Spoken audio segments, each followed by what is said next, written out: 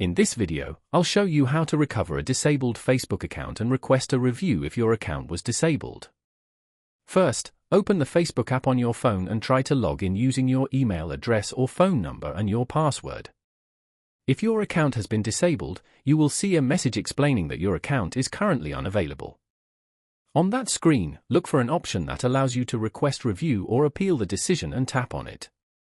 Facebook will ask you to confirm your identity before reviewing your account. Follow the instructions on the screen and provide the required information.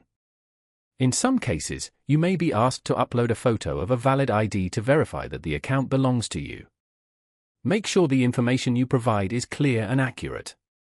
After submitting the request, Facebook will review your appeal and check whether your account was disabled by mistake. This process may take some time, so you may need to wait for an update from Facebook through email or a notification in the app. If your request is approved, your account will be restored and you'll be able to log in again.